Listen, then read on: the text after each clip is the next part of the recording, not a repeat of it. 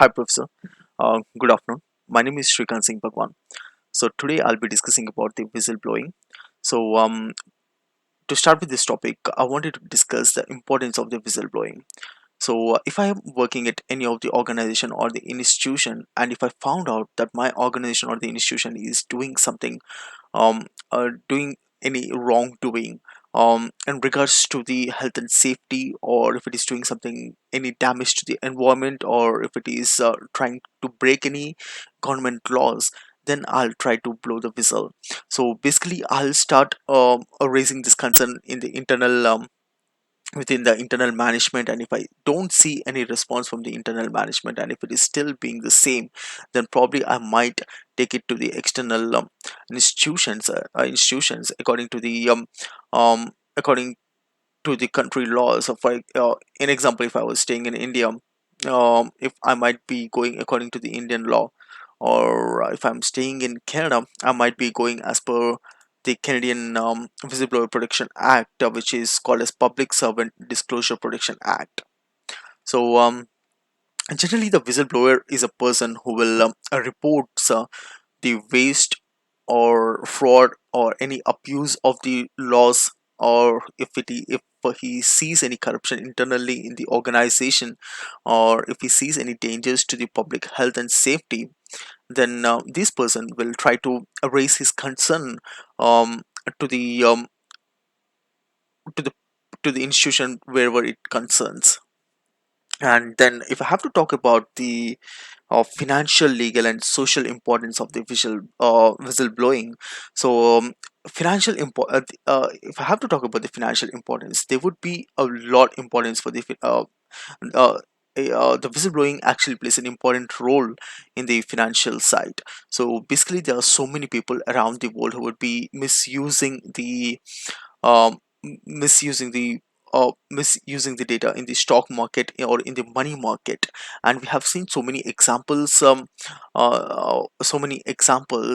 the news. For an example, in India, one of the biggest company called Adani Group. So basically they have went ahead into they have went ahead into the account accounting fraud, corruption, and stock manipulation and the money laundering.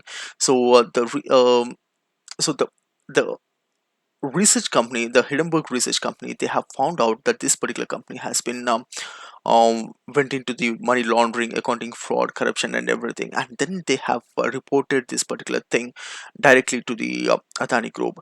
With this accusation, um, and there wasn't $65 billion lost to this particular Adani Group, but from the investors' perspective, from the public perspective, um, they got to think about their investment. I mean, where exactly they are investing and what kind of company they are investing in. So it is really important in the financial sector to raise a whistleblower if they see something is going wrong. It generally happens with most of the companies in overvaluing the stocks, or showing the fake assets, um, fake assets, something like that. And if I have to talk about the legal importance in the whistleblowing, so basically most of the countries now, they have been come up with the whistleblower protection acts. For example, in Canada, the Canada has a Public Servant Disclosure Protection Act, and the Australia has a Public Interest Disclosure Act 2013, and UK has Financial Service and Market Act 2000. Whereas the US has a multiple laws like Whistleblower Protection Act, Sarbanes-Oxley Act, Dodd-Frank Wall Street Reform and Consumer Protection Act. So there are these days, I mean, at this present generation, um, present era, governments are really focusing about the whistleblowers.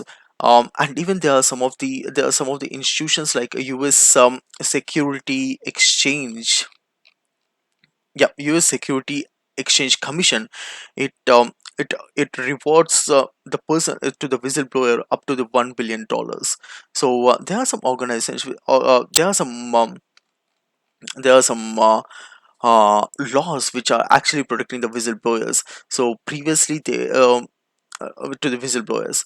And the social importance, basically the whistleblowers plays a crucial role in the society, as we said, exposing the injustice or representing the ethical, promoting the ethical conduct and upholding the public trust in the institution. Basically it prevents the harm to the customers by protecting the environment and holding the powerful entities accounting for their actions. And if I have to talk about the different type of whistleblower protection act that exist, so they one moment.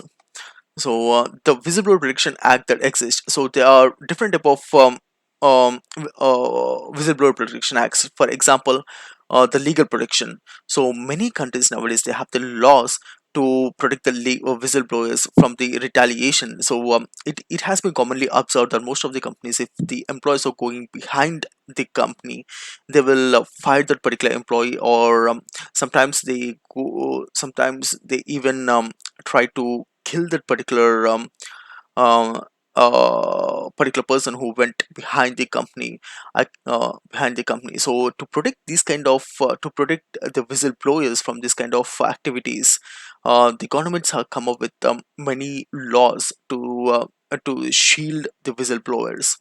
And anonymity. So basically the people, the whistleblowers can able to uh, pass the tip anonymously, by which they can be secured, by which no one will get to know about their identity, and their jobs are secured, and they don't have to scare for anything.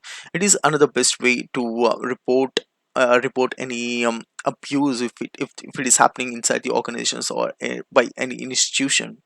And the confidentiality, most of the governments now, they, even if for the whistleblower, he's okay to share his identity, the governments will be still cautious in sharing his identity, just to keep him protected from his job, and also from any other activities. So it is another way. And the anti-retaliation measures. So basically, in the with some of the whistleblower protection acts, they uh, and if the organization has retaliated the employee, and if they get to know that the reason behind that, if the whistleblower, the person who accused, I mean, the person who has claimed the accusal, if the company gets to know that, if sorry, I'll repeat this sentence again, Professor. So, anti-retaliation measures. So, there are some whistleblower protection laws in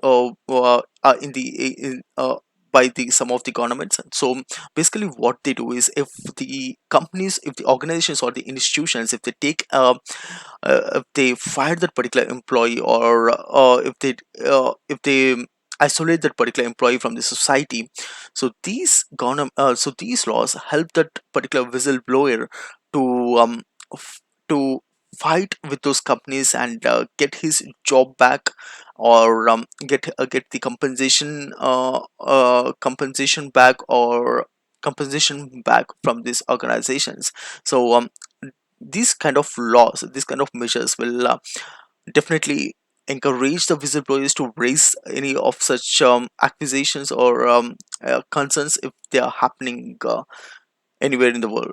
And the other parties are rewards and recognitions. As I already stated, some of the institutions or or the government agencies, they actually encourage the whistleblowers to come ahead and report if there is any fraud is happening, not just in the money market or in the stock market, in any way, if it is impacting the health and safety, or if it is impacting the environment, or if any of the organization is breaking any law.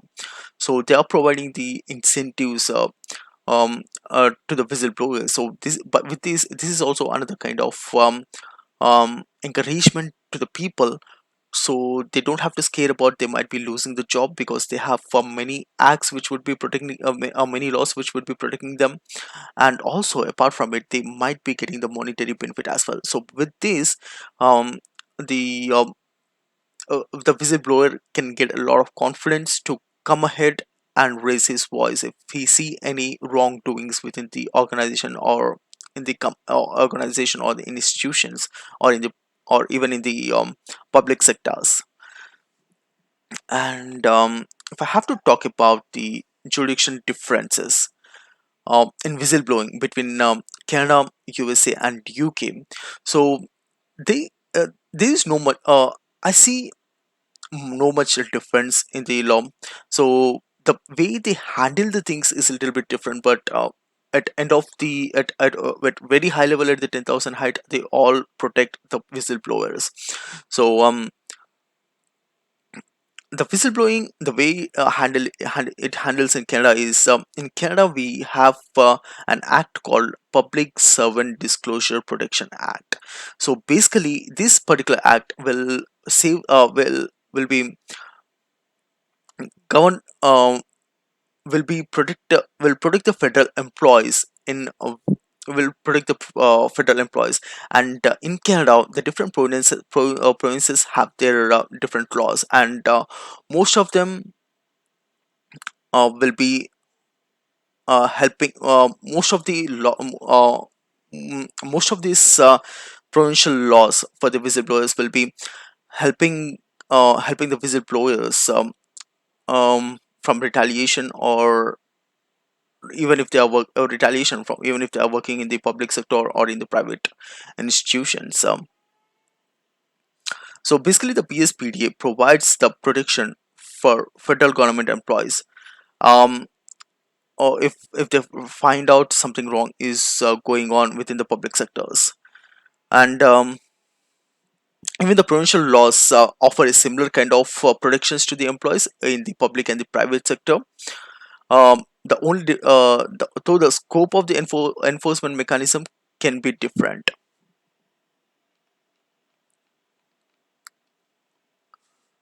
And in the United States, in USA, USA has many different many different laws. So they have the Whistleblower Protection Act, Sarbanes-Oxley Act, Dodd-Frank, Wall Street Reform and Consumer Protection Act, and the False Claims Act, and several others. So basically, all these laws will protect the whistleblowers to report any violation. If they report any violation to the federal laws, regulations, or any corporate misconduct, or covering a wide range of government, finance, health, and environment. And the people in the USA, they can able to whistleblow, and they can able to approach the particular institution which would be dealing with that particular sector. For example, whistleblowers may report directly to the regulatory agencies such as Security and Exchange Commission, or Occupational Safety, Health and Administration. And these two will also provide the rewards if they find out this particular report is affecting the public interest. One moment, please. My leg got twisted.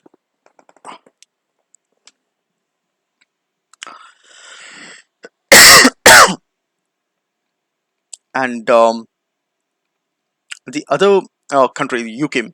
So in UK, basically, if UK, the key whistleblower protection include the Public Interest Disclosure Act 1998 and the Financial Service Market Act 2000. So basically, PIDA, it protects the workers at a certain type of information, like qualifying disclosures, and about the wrongdoing at the workplace. It covers both the public and private sector. And the FSMA protects the whistleblowers who misconduct within the financial service industry, or the banks and the insurance companies. So basically, this is a difference which uh, there's no much difference, but the way they handle the things is a little bit different, as we can see in the UK. So there are two different acts for the FSMA, which basically works with the financial institutions, and the other one is Financial Conduct Authority, which would be responsible for the whistleblower predictions in this sector. I'm wrong in this. Yeah, yes. And to go ahead to the other point, what and all the arguments against the whistleblowing.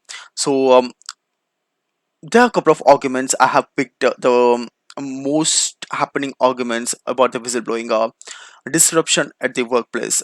So basically, if some allegation has been reported on the particular organization, it not only damages the company's profile in the outside market, but also the internal team and the efficiency will also get disturbed, because the people inside the organization, the colleagues, they start fearing, scared about the particular abuse happened, about the particular allegation happened on the particular organization, because they might be thinking they might lose the job or something like that. So that is one of the argument which always happens against the whistleblowing. And second thing is legal and financial burdens. So basically, if the whistleblower who will if he claims any acquisition to a particular organization, and based on that acquisition, if the acquisition is really big, it may take years and it takes a lot of money and time, for both the whistleblower and also to the organization. And the other argument is the fear of retaliation. So whistleblowers will often scare of the fear of retaliation, and it generally happens in most of the organizations. Though we have these acts and many acts from the government, many laws from the government, but still people generally scare for the retaliation or fear retaliation, and generally they think that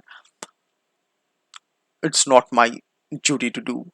So to overcome that, not my duty to do, so that is another argument which is against the whistleblowing. And the other point is the potential damage to the organization reputation. So there are so many cases in which the false accusation has been made it by the competitors or some other people who are with a negative mindset. They have been reported false accusations to some of the companies, and which has impacted their goodwill in the market. So even these kind of false accusations should also be handled. And I mean, it is another argument which is against the whistleblowing, because um if there is really something wrong that really involves the public interest, then it is totally fine. But if the company is doing everything perfectly fine, and still if some people has been if some media or media institution or some other person has reported any false claim, then it definitely damages the organization reputation.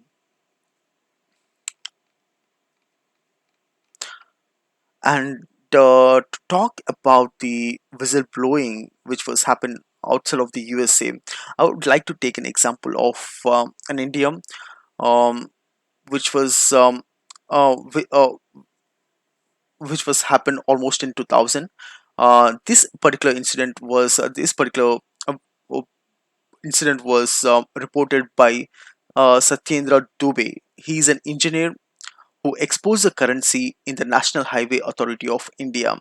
So the Dubey, he was working for this project, and he got to know that there is some corruption which is happening inside in this particular project, and he has directly reported this particular incident to the Prime Minister of India, uh, Vajpayee. So after reporting this incident, he this particular the whistleblower, he got murdered in 2003, and it has raised a huge concerns, and um, it also pushed many of the whistleblowers to keep quiet, just because of that.